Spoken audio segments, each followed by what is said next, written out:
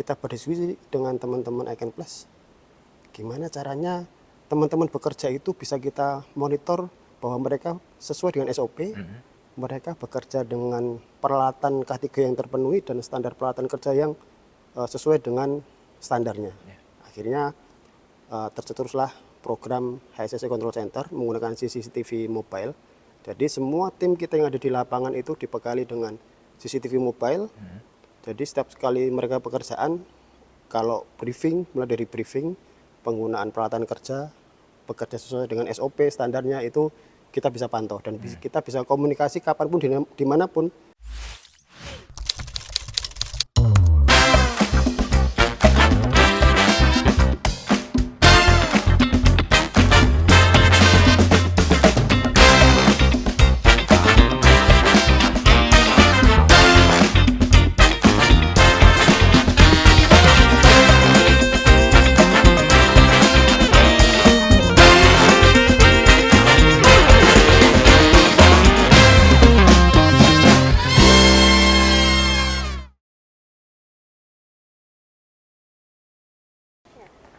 Halo Neticon, welcome to Icon Talks, inviting the most iconic people.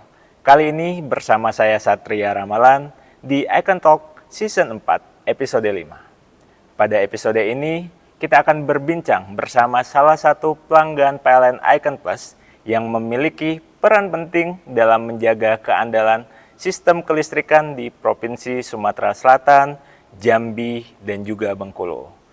Bersama saya telah hadir Bapak Yanuardi Arif Budiono atau yang akrab disapa dengan Pak Abe. Silakan Pak untuk menyapa Netikan terlebih dahulu. Halo, hai Netikan. Baik Pak Abe, apa kabarnya? Alhamdulillah baik sehat. Luar biasa ya Pak Abe ya. Selamat datang di Icon Talks.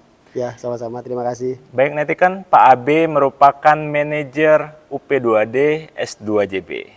Nah, kali ini kita akan mengulas bagaimana kolaborasi antara PLN UP2D S2JB dan juga PLN Icon Plus dalam menghadirkan berbagai inovasi untuk mendukung tim di lapangan Pak Abe. Lalu mulai dari komunikasi yang lebih efektif, monitoring jaringan secara real time dan juga solusi yang tidak hanya bermanfaat bagi sektor ketenaga listrikan, tetapi juga memiliki potensi untuk dikembangkan pada industri lainnya. Pak Abe, sebelum kita mengulas lebih jauh nih Pak Abe tentang bagaimana kolaborasi yang kita lakukan, ada baiknya kita mengenalkan dulu kepada Netikan semua tentang PLN UP2D dalam perannya menjaga sistem kelistrikan nih Pak Abe. Ya.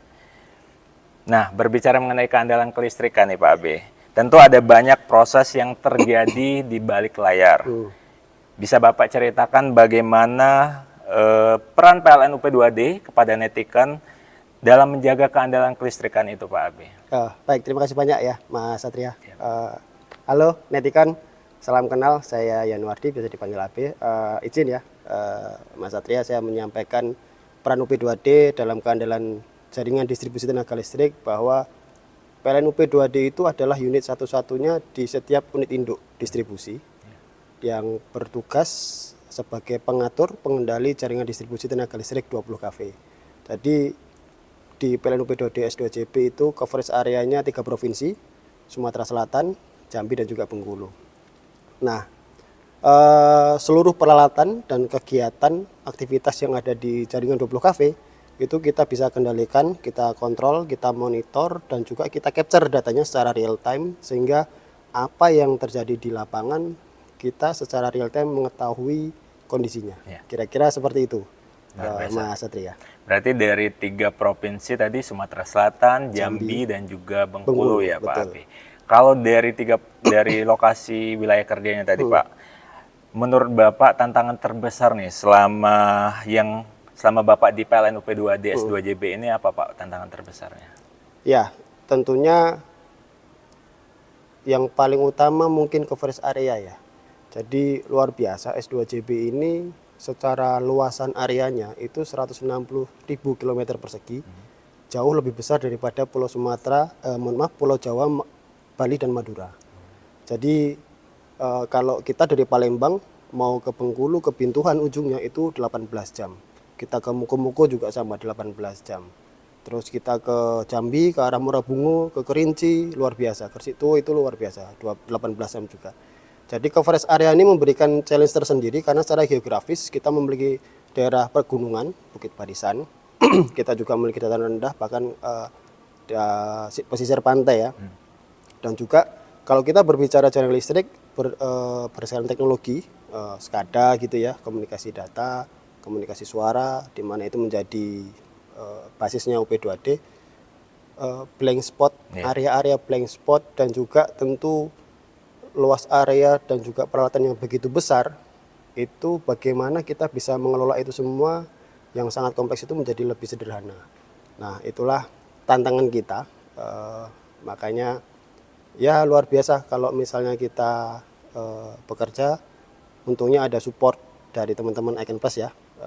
Itu mendukung dalam hal teknologi, itu sangat meringankan juga beban kami tentunya. Baik, tadi Pak B sudah menyampaikan ya, salah satu tantangan terbesarnya itu adalah coverage area dan juga bagaimana teknologi ini dimanfaatkan ya Pak ya di PLN UP2D. Nah, kalau Bapak melihat kolaborasi yang sudah berjalan nih antara UP2D dan juga PLN Icon Plus, itu kan udah mengembangkan berbagai inovasi ya Pak untuk mendukung tim di lapangan tadi. Itu bisa Bapak ceritakan atau berbagi cerita kepada netizen bagaimana nih kolaborasi yang berjalan itu akhirnya menghasilkan solusi yang benar-benar sesuai dengan kebutuhan yang ada Pak. Iya, jadi begini Mas Satria, awal saya masuk di S2JB itu tahun 2024 akhir, dan tentunya awal masuk saya harus screening. Saya mencari akar masalah apa yang harus saya solusikan di PLN UP2D sendiri. Nah, saya mendapatkan akar masalah, saya mendapatkan pain point saya. Saya menjalin komunikasi dengan teman-teman PLN Icon Plus SPO Sumbaksel. Dan luar biasa tanggapannya. Kami di 1 bulan itu intens sekali komunikasi, baik itu formal maupun non formal. Kita jalin komunikasi. Teman-teman Icon Plus bisa menangkap keresahan kami, pain point kami. Nah, dengan menangkap keresahan dan pain point kami terus berdiskusi. Nah, itu menghasilkan atau mendapatkan solusi beberapa program ya, yang tentunya sebenarnya program-program ini juga bisa dibilang common begitu ya, umum ya. Tidak hanya bisa diterapkan di PLN sendiri, tapi juga di industri-industri lain. Beberapa program yang kita jalankan diantaranya adalah mengenai komunikasi voice, itu push to talk over seluler yang kita combine dengan radio BIS, radio station, dengan radio HT. Itu memberikan kita fleksibilitas, memberikan kita availability juga, karena tidak hanya berbasis radio frekuensi tapi juga berbasis GSM dan juga internet, data internet, POC-nya. Lalu program kedua itu ada internet satelit. Nah, ini juga luar biasa. Internet satelit yang kita jalankan dengan teman-teman PLN Icon Plus SPO Sumbaksel itu memberikan kita pemenuhan ya. Tadi saya sampaikan blank spot itu kita mau di mana saja, mau kapan saja, tidak ada blank spot. Nah, makanya kegiatan operasional di lapangan, komunikasi suara terutama yang menjadi basis kita dalam hal operasi itu terpenuhi. Dan bahkan saya bisa bilang dengan menggunakan internet satelit dan juga POC tadi, kita bisa menghemat untuk mengcover seluruh S2JB ini, investasi kita bisa menghemat 21 M. Dan biaya operasional tahunan, perlu Mas Satria tahu, kita bahkan bisa menghemat hampir 57 M setiap tahunnya untuk mengcover seluruh S2JB. Nah, program yang ketiga ini juga tidak kalah luar biasa dengan teman-teman Icon Plus, SPO Sumbaksel, itu HSSC Control Center. Nah, HSSC Control Center ini pain point-nya adalah begini Mas Satria. Direktorat Distribusi PLN itu pada tahun 2024 banyak sekali kecelakaan kerja yang berdampak sampai ke fatality atau meninggal. Nah, di S2JB sendiri juga kejadian tahun 2024 kita ada pain point seperti itu, ada kecelakaan kerja yang berdampak pada meninggal dan juga accident.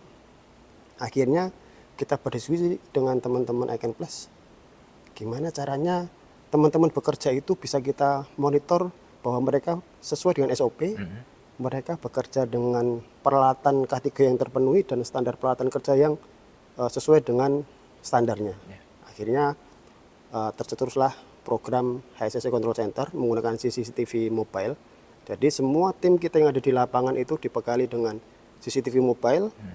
Jadi setiap kali mereka pekerjaan, kalau briefing, mulai dari briefing, penggunaan peralatan kerja, bekerja sesuai dengan SOP standarnya itu kita bisa pantau dan kita bisa komunikasi kapanpun dimanapun menggunakan tadi dengan POC yang bisa kita komen dengan radio HT dan internet satelit yang bisa kita gunakan kapanpun dan dimanapun. Itu luar biasa lah, dan saya rasa itu semua pun sangat bermanfaat tidak hanya di PLN ya, saya rasa di perusahaan atau di industri lain juga bisa menerapkan hal yang sama. Luar biasa memang teman-teman supportnya. Saya sedikit tergelitik Pak, ketika Bapak bicara tadi dapat diterapkan di sektor lain nih Pak.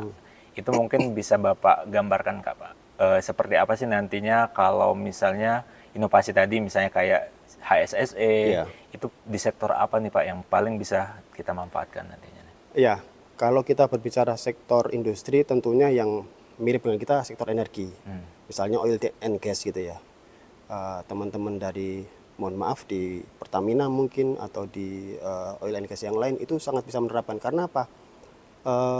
Poin pertama yang menjadi matriks kita adalah pekerjaan-pekerjaan yang memiliki resiko ekstrim dan tinggi.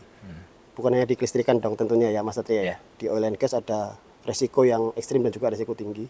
Terus teman-teman di industri infrastruktur, sipil, bangunan, teman-teman di misal Wika atau di PP bisa menerapkan itu juga. Jadi teman-teman bisa memantau dari back office, ada operator K3 back office yang memantau banyak tim yang ada di lapangan secara paralel dan secara real time, memastikan bahwa oh ya sudah sesuai dengan SOP pekerjaannya, peralatan juga digunakan dengan baik sesuai standar, dan bahkan terakhir teman-teman Icon Plus juga sudah mengembangkan dengan artificial intelligence. Jadi ada notifikasi, ada informasi bahwa oh ya Mas Satria kerja nggak pakai helm nih, ketahuan itu, ada notifikasinya. Jadi teman-teman operator dari back office langsung negur aja, Mas Satria minta tolong helmnya digunakan seperti itu. Jadi sangat sangat bermanfaat dan sangat bisa diimplementasikan di banyak sektor saya rasa.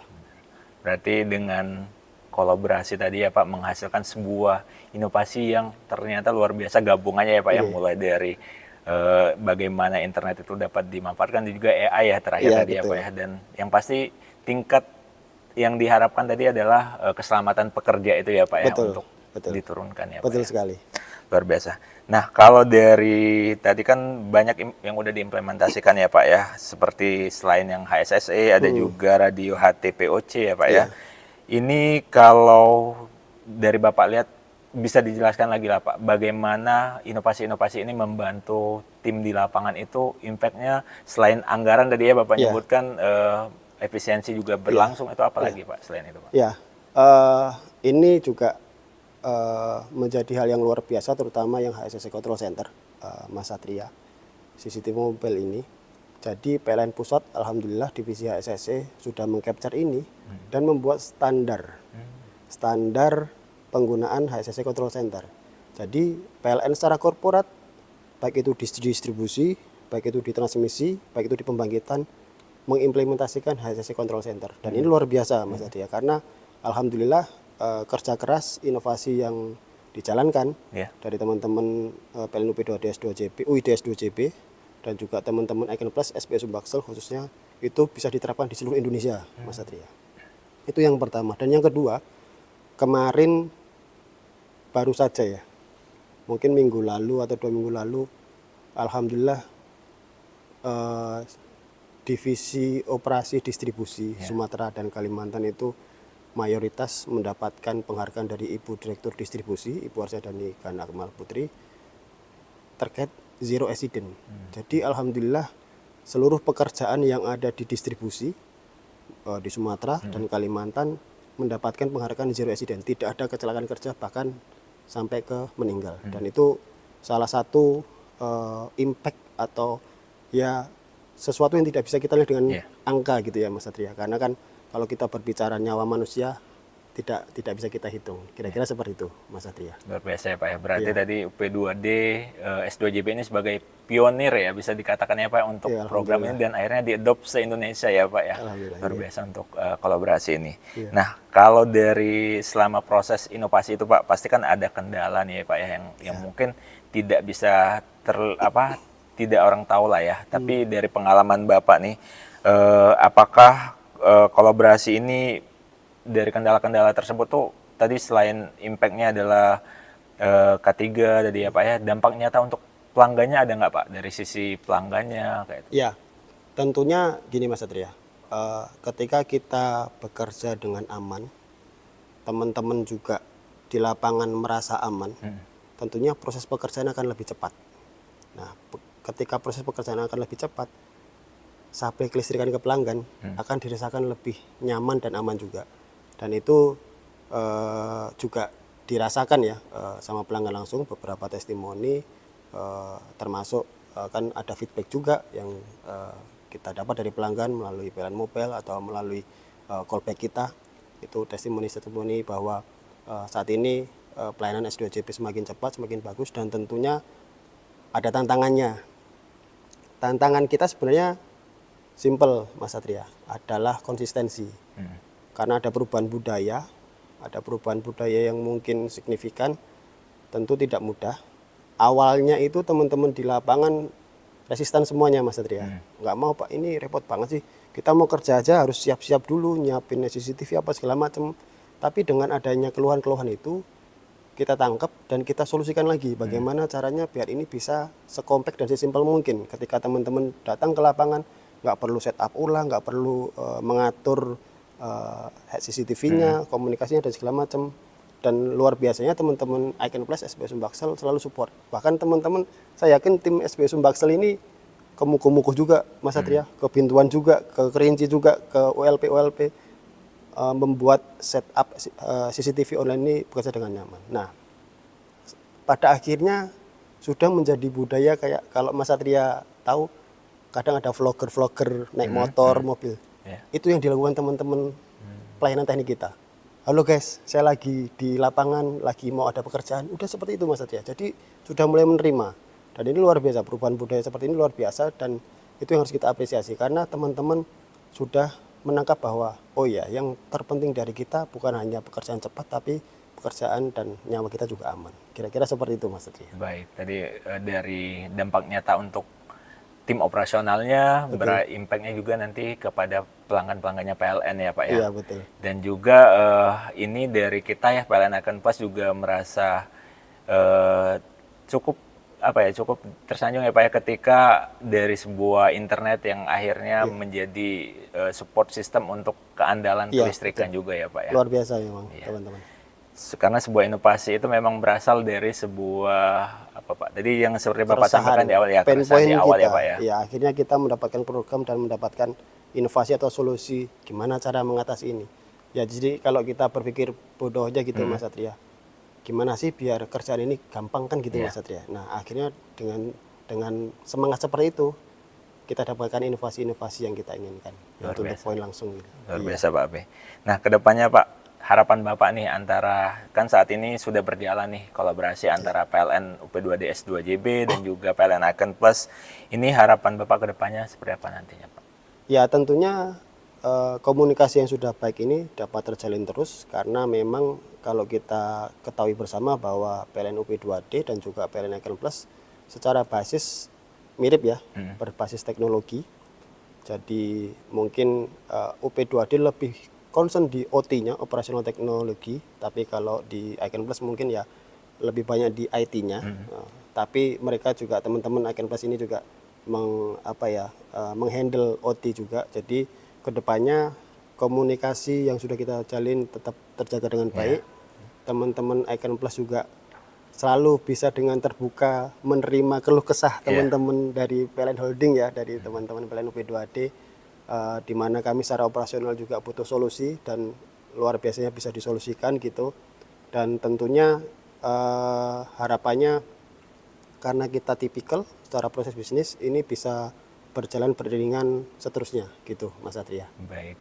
Baik Pak Abe, tadi udah banyak Pak Abe menyampaikan harapan ke depannya nih Pak. Sebelum kita tutup, boleh Bapak menyampaikan closing statement dari harapan Pak Abe sendiri. Ya, oke, baik. Baik Mas Satria. Ya. Jadi harapan kami sendiri mungkin ada satu pesan ya, karena kami di PLN UP2D di holding, Ya.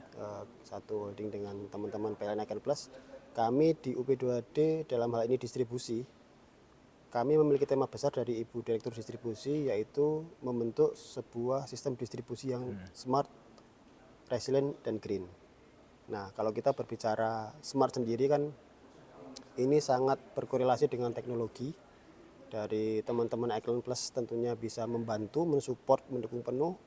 Dan di distribusi sendiri, konteks smart juga tidak hanya dalam hal pengaturan, tetapi juga dalam hal komunikasi, baik itu voice maupun datanya, serta terhadap distributed energy resources atau DER. Jadi menggunakan PV, menggunakan BESS, atau juga kepulauan-kepulauan itu bisa kita bentuk smart grid.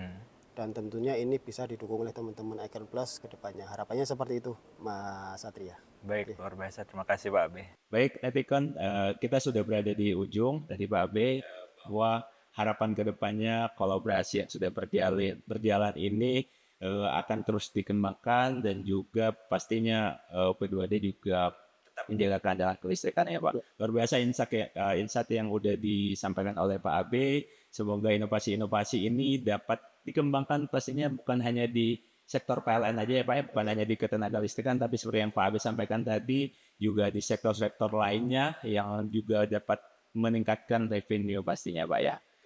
Oke, untuk para netizen, demikian dari kami. Untuk jangan lupa like dan subscribe serta share agar kami dapat menampilkan informasi-informasi lainnya di Icon Talks. Saya Satria dan bersama Saya Abi. pamit undur diri, sampai jumpa di episode selanjutnya. Terima kasih.